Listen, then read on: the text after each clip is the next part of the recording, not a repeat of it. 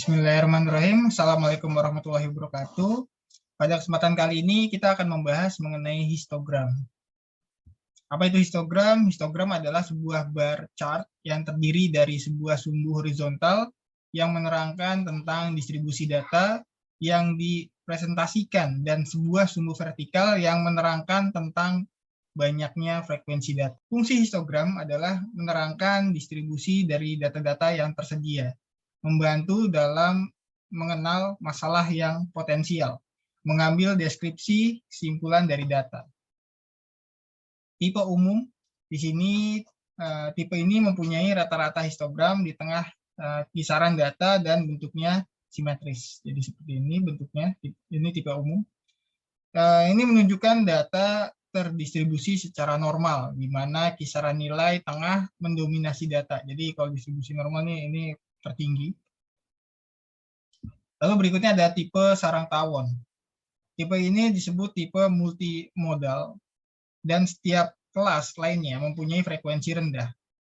Jadi ini seperti ini, sarang tawon. Artinya tidak ada data yang menonjol, jadi tidak ada yang dominan.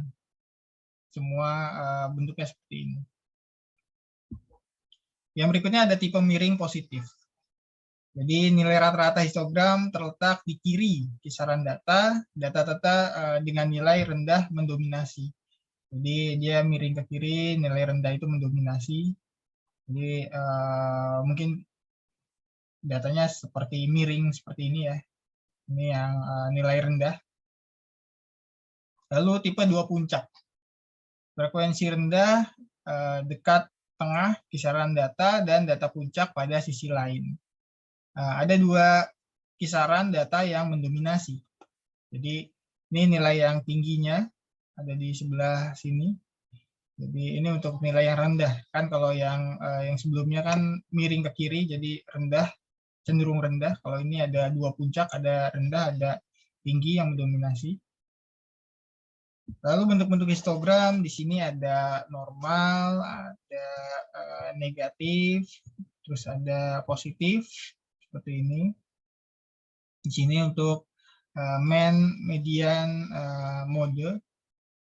Lalu di sini juga ada yang kurus, ada yang common shape, terus ada flat seperti ini. Nanti bisa dilihat dari data-data distribusinya seperti apa. Lalu langkah pembuatan histogramnya bagaimana? Pertama, langkahnya adalah mengumpulkan dan mentabulasi. Jadi data yang dikumpulkan ditabulasi, lalu menghitung kisaran dan lebar interval di ranknya, nanti kita bahas di bawah. Berikutnya ada menggambar sumbu horizontal dan vertikal, lalu mentabulasi data menurut interval, lalu memetakan data, lalu yang berikutnya adalah menganalisis histogram, di mana menyampaikan informasi mengenai variasi dalam suatu proses. Ini adalah histogram. Lalu mengambil keputusan dengan memusatkan perhatian pada upaya perbaikan. Itu adalah harapan dari histogram. Di sini ada contoh penyusunan histogram. Diketahui nilai tes akhir untuk materi statistik dalam suatu pelatihan yang diikuti oleh 80 peserta adalah sebagai berikut. Jadi ada 80 data, dia ditulis seperti ini dalam bentuk sebuah tabel. Jadi apa yang harus kita lakukan untuk menganalisis data ini? Tadi sudah ada 6 langkah yang harus kita ikuti. Angka yang terkecil ke terbesar atau sebaliknya. Jadi datanya disusun dulu nih. Dari data yang acak tadi kita coba susun dari yang terkecil sampai yang terendah, maka kita dapat nilai terendah adalah 53. Nilai tertinggi adalah 98. Range-nya itu merupakan nilai tertinggi dikurang nilai terendah. Di sini ada 45. Jadi nilai tertinggi dikurang nilai terendah, itu adalah range-nya. Data disusun menurut kelas, kelompok, kelas, dan jumlah peserta. Nah, di sini pembentukan tabel distribusi frekuensi. Jadi kita buat dari 52 sampai 58 ada berapa sih frekuensinya?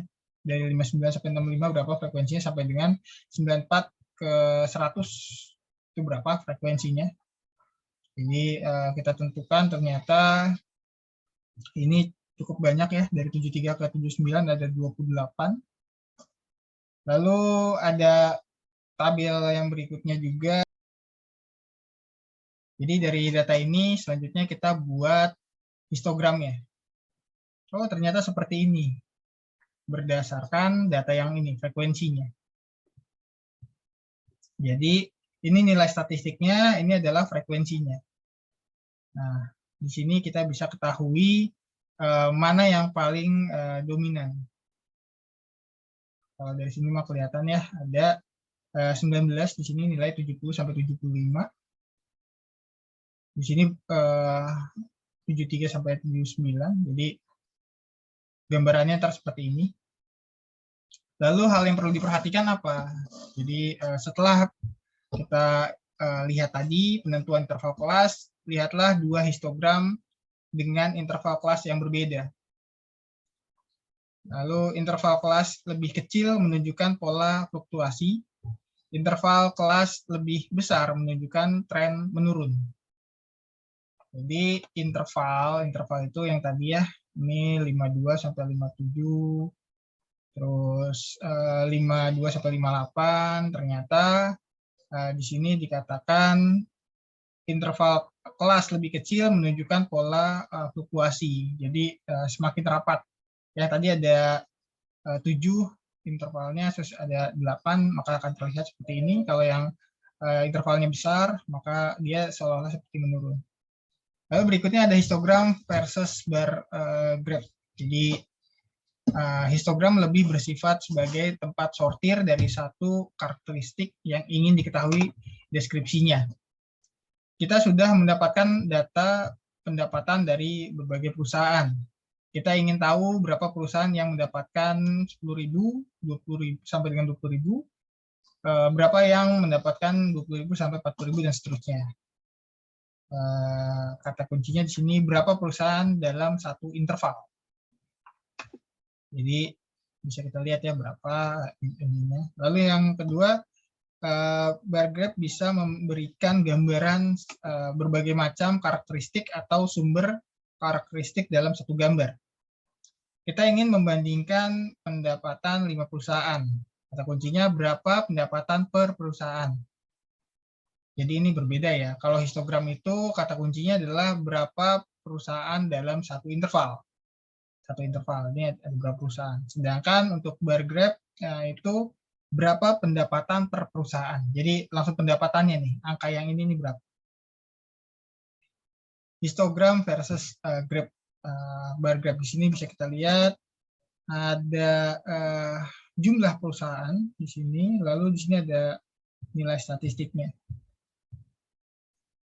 Di mana di sini dikatakan kegunaannya adalah karakteristik, kualitas, dan faktor penyebabnya.